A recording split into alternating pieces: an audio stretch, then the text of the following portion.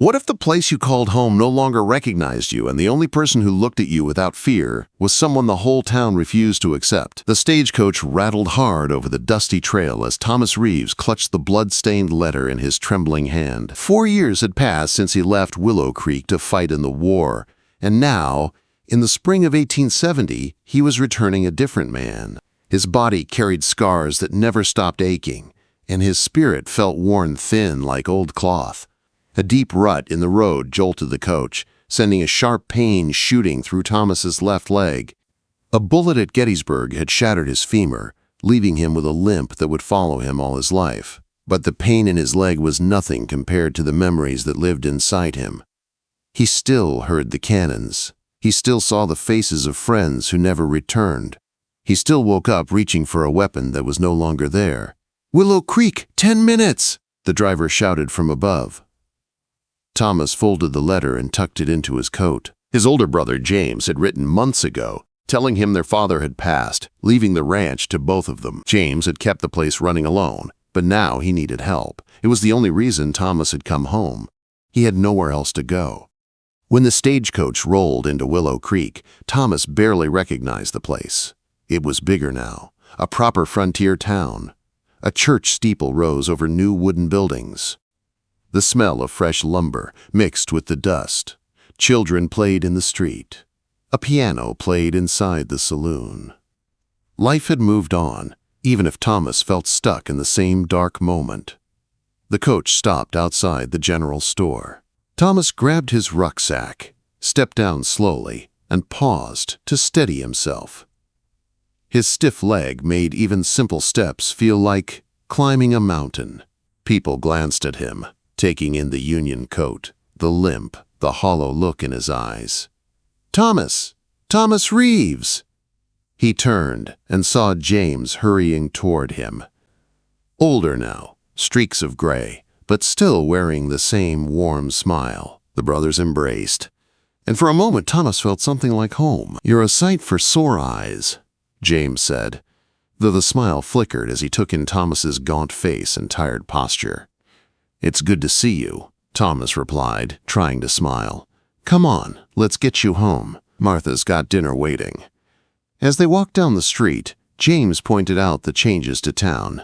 New shops, new families, even talk of a railroad coming through. Thomas listened, but his attention drifted when he saw a woman step out of the millinery shop across the street. Honey blonde hair tucked under a modest bonnet. A simple blue dress hugged her shape. She moved with quiet grace, but what struck Thomas was how the people around her reacted. Mothers pulled their children closer. Women whispered behind gloved hands. Men tipped their hats too politely, smirking as she passed. "Who is that?" Thomas asked. James followed his gaze and sighed. "Lillian Hayes. Been here about a year. Runs the boarding house outside town." "And why is everyone acting like she carries the plague?" Quote. James lowered his voice. "She came from a fancy house in Denver, that kind." Thomas understood. A woman trying to build a new life but chained by the past, people refused to let her forget. He watched as she climbed into her small wagon, chin lifted high despite the whispers. Her eyes, from across the street, were a striking green, fierce, proud, and lonely. "She's had trouble," James continued. "Pastor Wallace wants her gone. Says she's a stain on decent society. Only the sheriff and Doc Miller treat her fair." Lillian glanced their way, her eyes meeting Thomas's for a heartbeat. Something moved inside him, a small flicker of recognition, as if she carried her own kind of war wounds. Then she rode away. At the ranch, 3 children ran out to greet Thomas, their laughter chasing away the gloom that hung over him. Martha welcomed him with kindness that warmed him more than the evening fire. For the first time since stepping foot back into Willow Creek, the heaviness in his chest eased. But that night, lying awake in the small guest room, sleep refused to come. Every time he closed his eyes, the battlefield returned. The screams, the smoke, the feeling of helplessness. He finally rose, pulled on his coat, and walked outside into the quiet night. The stars stretched across the sky like scattered lanterns. At the corral, horses shifted in the moonlight. A chestnut mare raised her head and nudged his hand. "That's Penny," James said as he approached. "Pa bred her. She's yours now." Thomas touched the horse's velvety muzzle. "I don't know if I deserve her." "You deserve more than you think," James replied gently. Over the next days, Thomas helped around the ranch, though his leg limited him. He rode Penny in the mornings, letting the wind clear his head. Sometimes he'd stop on a ridge overlooking Willow Creek, staring at the town from a distance like a man unsure whether he belonged among the living. A week later, James asked him to deliver a package in town. After stopping at the general store, Thomas decided to step inside the saloon, not for whiskey, but for noise, for company, for something to drown out the echoes in his mind. That was when he saw Pastor Wallace gripping Doc Miller by the coat, shouting loud enough for everyone to hear. "You keep treating that woman, and you'll answer for it. Decent folks don't want that Denver filth here." Thomas realized he meant Lillian Hayes. Before he knew it, he was standing. Before he knew it, he was saying, "Sheriff, mind if I ride with you when you check on her? Could use some fresh air." Sheriff Daniels nodded. "Miss Hayes lives a few miles out. I'll explain on the way." Half an hour later, the boarding house came into view, a simple 2-story home, clean and lonely. As she stepped onto the porch, Lillian Hayes was even more striking up close. Quiet dignity, a guarded softness. Those green eyes searching his face as if trying to read the shadows he carried. She welcomed them in with polite caution. Her boarding house smelled like warm apple pie and fresh bread. A smell Thomas hadn't felt in years. A smell that made him feel safe. When she thanked him for offering to help fix her well, Thomas saw the truth in her eyes. She didn't just need help. She needed someone who didn't look at her with judgment. And Thomas, with all his broken pieces, understood that feeling better than anyone. What do you do when the first person who makes you feel alive again is the one everyone else wants to destroy? Thomas returned to Lillian's boarding house early the next morning, tools tied to Penny's saddle and determination firm in his chest. The sun was just rising, painting the sky in pale gold. Lillian stepped onto the porch with a warm cup of coffee waiting for him. Her simple smile made something in his wounded heart shift. "You're early, Thomas," she said gently as she handed him the cup. "Military habit," he replied. "And please call me Thomas." She nodded. "Then call me Lillian." The way she said his name felt like a small door opening. Together they walked to the well. When Thomas looked down inside, his jaw tightened. Someone had tossed rotting animal parts into it. A cruel act meant to shame her, poison her water, drive her out. "This was not an accident," Thomas said, anger rising. Lillian's face softened with sadness but not surprise. "Nothing is accidental with Pastor Wallace. He believes it's his duty to make me leave." Thomas lowered the bucket, pulled up the foul water, and got to work. His bad leg ached, but he ignored it. It felt good to work. It felt good to do something that mattered. Lillian stayed at his side, offering fresh water, passing tools, brushing loose strands of hair from her face with her forearm. Hours passed, sweat dripping, muscles trembling, but Thomas kept on. By midday, Lillian called him to the porch for lunch. They ate cold chicken, biscuits, and vegetables from her garden. The breeze was soft, the afternoon light warm. For the first time in months, maybe years, Thomas felt calm. "You mentioned your mother taught you to cook," he said. Lillian nodded. "She died when I was 16. Consumption. My father died in a mine accident. After she passed, I had no one. That's when life became difficult." She didn't say the word, but Thomas understood. War had taught him to read people's wounds, even when they didn't speak them. "You built a life from nothing," he said. "That takes strength." Lillian looked at him, really looked at him, as if she wasn't used to hearing kindness without an angle. "And you, Thomas? What'd you come back to?"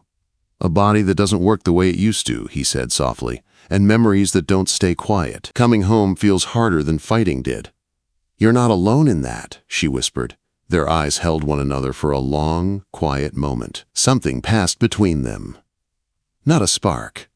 Something gentler. Something they both needed. After lunch, they returned to work. By afternoon, the water ran clear again. When Thomas pulled up the final bucket of clean water, Lillian laughed, a soft, warm sound that felt like sunlight breaking through clouds. "I don't know how to thank you," she said. "You don't need to," he replied. "But if you insist, I wouldn't turn down a piece of that apple pie." She laughed again, and the sound stayed with him the rest of the day. She invited him to stay for supper. Thomas knew the town would judge him for eating at her table, but he didn't care.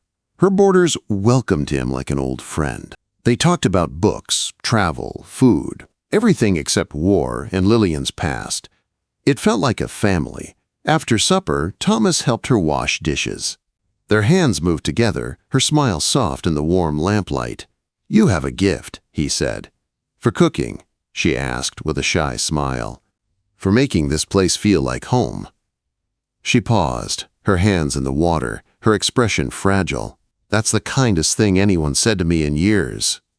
I meant it. In the weeks that followed, Thomas became a constant presence. He fixed broken windows, mended steps, reinforced walls. Lillian cooked, baked, laughed more each day. Their friendship deepened into something that made Thomas's heart beat in ways it hadn't in years. People noticed. Whispers spread. The pastor's glare grew colder. One warm evening, Thomas and Lillian sat on her porch, watching fireflies dance. The air was soft. The night calm. "You seem different," Lillian said quietly. "How?" Quote, "Less haunted."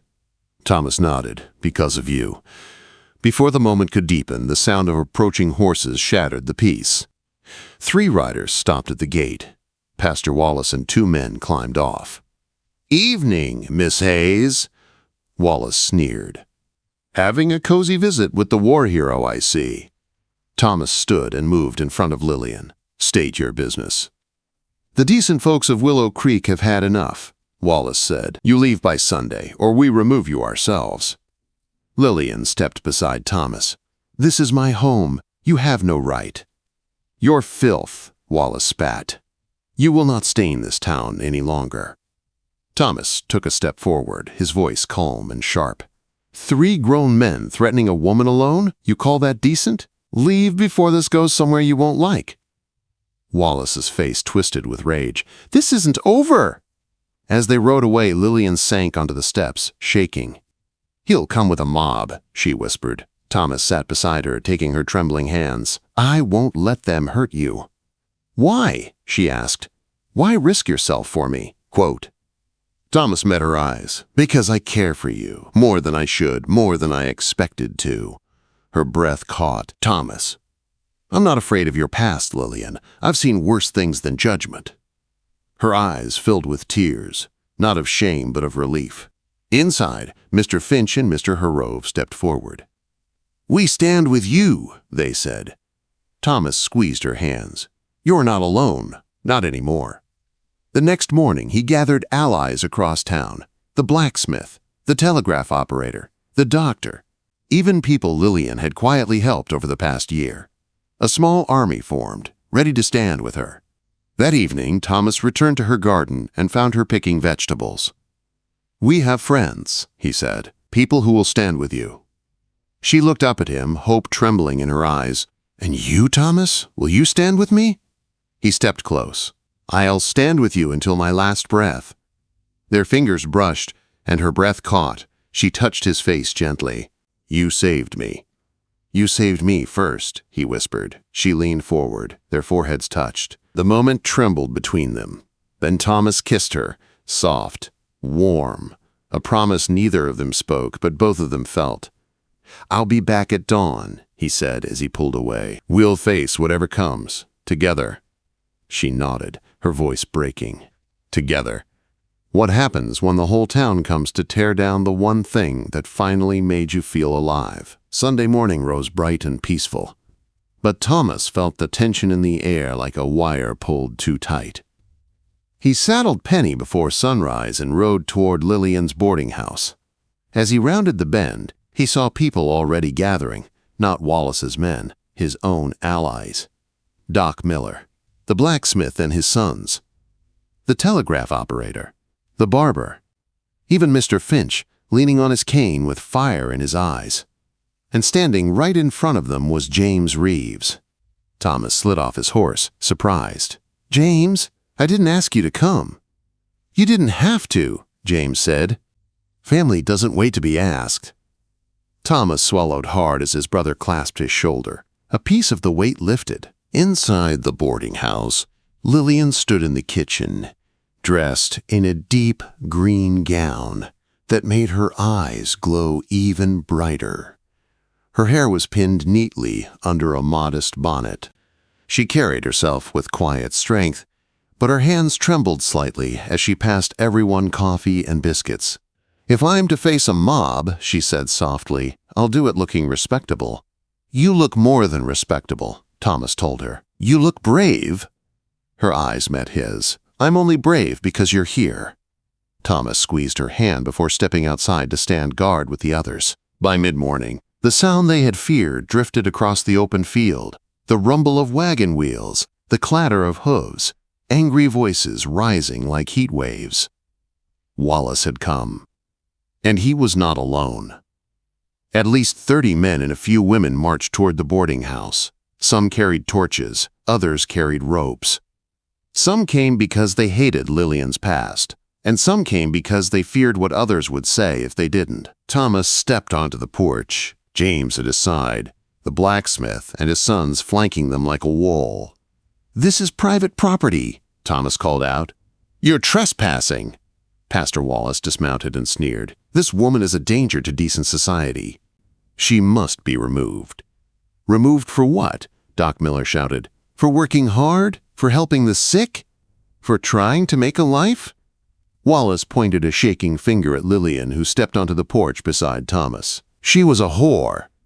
A gasp ran through the crowd. Some of Wallace's own followers looked uncomfortable at the cruelty in his tone. Thomas stepped forward, voice steady. "And I was a broken soldier who could barely walk home. People carry scars you know nothing about." He glanced at Lillian. "But scars don't make someone unworthy." Murmurs spread through the crowd. But Wallace wasn't done. His face turned red. "You let her stay, and she will poison this whole town." A new voice rang out. "That's enough." Sheriff Daniels rode into the yard, dust still clinging to his coat. He swung down from his horse, jaw set. "Got back early from my sister's wedding," he said. "Seems I arrived just in time." Wallace faltered. "Sheriff, this is God's work." "Then God must be ashamed," Daniels shot back. "Because all I see is a mob threatening a woman who's done nothing wrong." The sheriff spread his feet, hand resting near his holster. "Now, unless any of you want to spend the night in my jail, you'll turn around and go home." The crowd shifted uncertainly. One woman spoke up, voice shaky. "Miss Hayes nursed my son last winter when he had fever. She didn't have to. She did it anyway." Another man added, "She helped fix my roof after the storm." Lillian looked stunned. For so long, she thought no one noticed the small acts of kindness she offered. Thomas stepped closer to her so the whole town could see. "She deserves a place here," he said loudly, "and I'm standing with her." Whispers erupted. Wallace's face twisted with rage. "She bewitched you all. You're blind."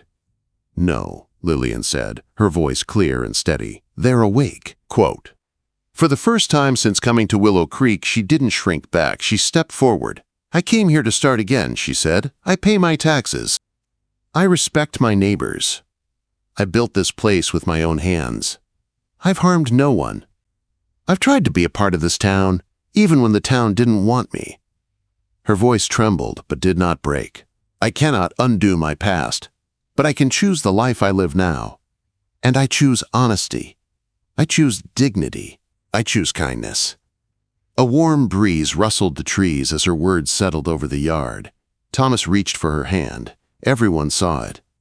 And in that simple gesture, the soldier scarred by war standing beside the woman scarred by life, the crowd understood something deeper than any sermon Wallace had ever preached.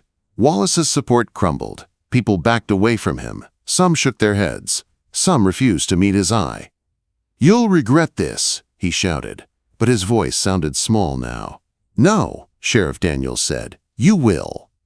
Wallace turned, climbed back on his horse, and rode away with only a handful of loyal followers behind him. The mob dissolved. The danger passed. A cheer rose from Lillian's defenders. Doc Miller slapped Thomas on the back. The blacksmith hugged Lillian. James nodded proudly at his brother. Inside, the mood turned joyful. People stayed for dinner, sharing stories and laughter as if celebrating a victory.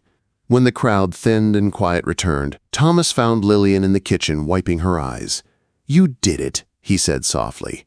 "You stood up to all of them." "We did it," she corrected. "I couldn't have done this without you."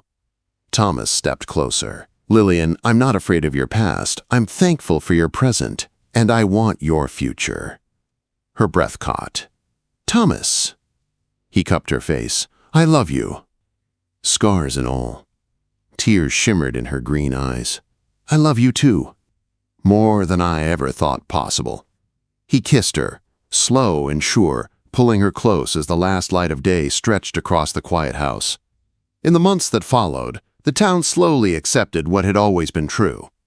Lillian Hayes was one of them, and Thomas Reeves, broken war hero, was no longer a ghost. He had found a home. He had found peace.